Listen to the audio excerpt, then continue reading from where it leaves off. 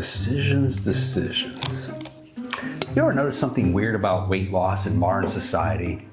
For thousands of years, the formula was pretty simple. Eat less food, exercise more.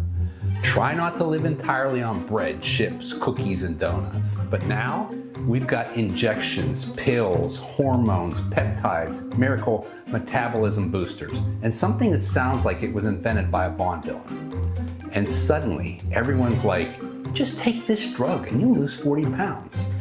Which is great until you read the side effects. That's longer than a CVS receipt.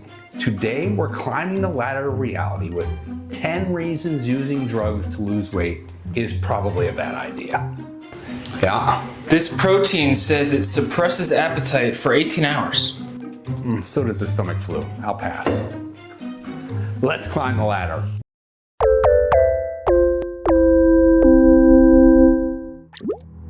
Number 10, the weight usually comes back after stopping. Here's the first uncomfortable truth. Most weight loss drugs work while you're taking them. Guess what? The second you stop, your body remembers exactly what it was doing before. Because the drug didn't change your habits. It didn't change the foods you like or those late night binges. It changed your chemistry temporarily. So when the medication stops, your appetite returns, like a Netflix series reboot that nobody asked for. So it's like pausing the problem? Exactly, and like all pauses, they end. Except the pause button here costs $1,000 a month. Number 9, side effects can be horrific. Let's read a typical side effects list. Nausea, vomiting, diarrhea, constipation, fatigue. That doesn't sound very good. Now those are moderate and somewhat common. How about if it goes bad?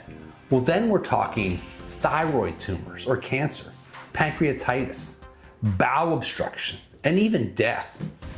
And my personal favorite, delayed stomach emptying, which sounds less like a medical issue and more like a plumbing issue. Is that bad? Well, if your stomach becomes a traffic jam for tacos, yes. Number 8, you're messing with hormones.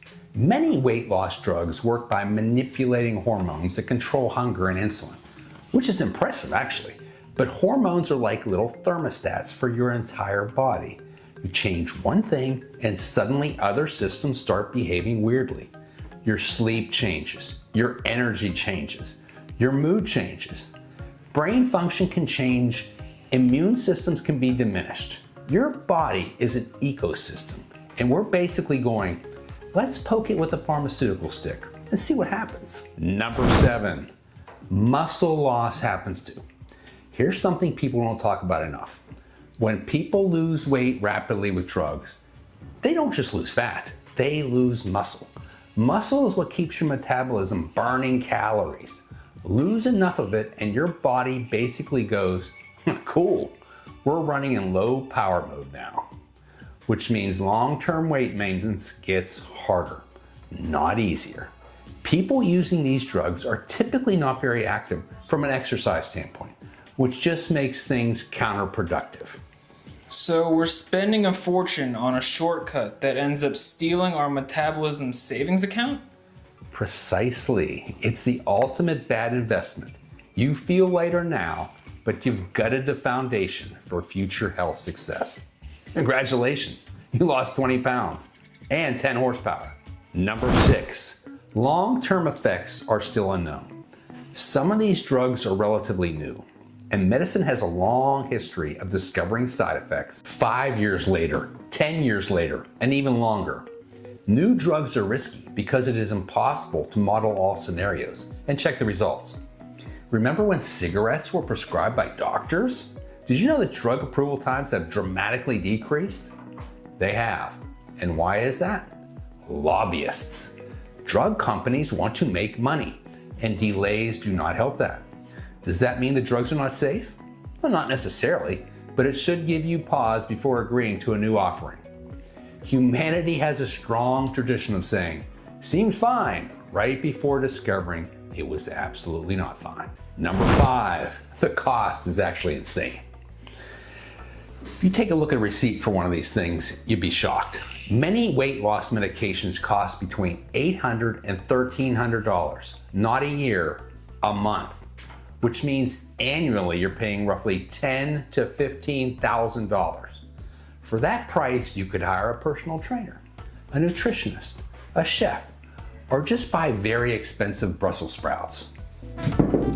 What's this? Oh, that's huge. How much? $20. $20? Come on, it's pasture raised. Number 4, supply shortages are happening. Here's a weird side effect nobody predicted. This reminds me of the drug Adderall, where people started using it as a stimulant. So ADHD patients face shortages. You see, and probably didn't know that some weight loss drugs were originally created for diabetes patients. Then social media discovered them. Then demand exploded, which means people who actually need them for medical reasons sometimes couldn't get them. Nothing says modern healthcare system like a diabetic patient losing access to medication because TikTok found out it helps with a beach season. Unintended consequences, the hidden danger of a lot of great ideas. Number 3, social media is driving the craze. If a celebrity whispers the name of a new weight loss drug, within 48 hours, the internet turns it into liquid gold. Influencers talk about it. Podcasts talk about it. People start asking their doctors like they're ordering at Starbucks. Yeah, can I get the grande metabolism injection with oat milk? And suddenly, medicine becomes a trend and cool. And don't get me started on drug ads and how they should be banned, which is not how healthcare should work. Number 2, do you really want to look like this? As mentioned earlier, these drugs have very short histories. With that comes results that aren't expected. Sometimes losing weight on these drugs can have drastic effects on your looks. We've all seen people with large flaps of skin after rapid large weight losses. But these new drugs are having some bizarre results, like this, or this, or this.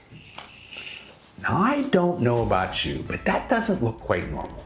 In fact, it looks like anything but normal. In fact, I would be horrified if I looked in the mirror and saw that. Take this as a warning. Lose weight the old-fashioned way. Number 1, the real problem isn't weight. It's the system. Here's the brutal truth. No medication can fully override a lifestyle built on ultra-processed food, no or little sleep, no movement, stress. You can chemically reduce your appetite, but you still live in a world where every gas station sells cinnamon rolls. The fundamentals still matter. You need good sleep. You need good food quality. You need to move every day. That's not glamorous, but ridiculously effective. And here's the uncomfortable ending. We're trying to solve a systemic lifestyle problem with a syringe. Our food environment is broken. Our work schedules are sedentary. Our stress levels are sky high. And instead of fixing those things, we invented a monthly subscription to appetite control, which is kind of like saying, to stop a flood, let's buy some very expensive towels. Is this the solution? Tanner, this is a Halloween prop. It says metabolism blaster on the side. It looks like that's because you wrote it in Sharpie. So there you have it. Look, medicine can absolutely help people with real medical conditions. Doctors prescribe these drugs for a reason, but turning them into a casual shortcut for everyone, that's where things start getting really weird.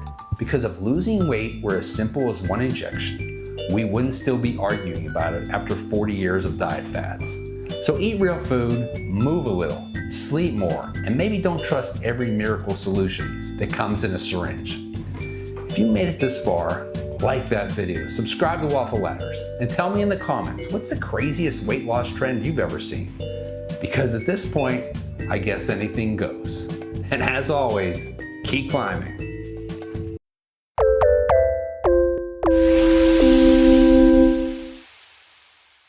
And in the morning, I'm making waffles.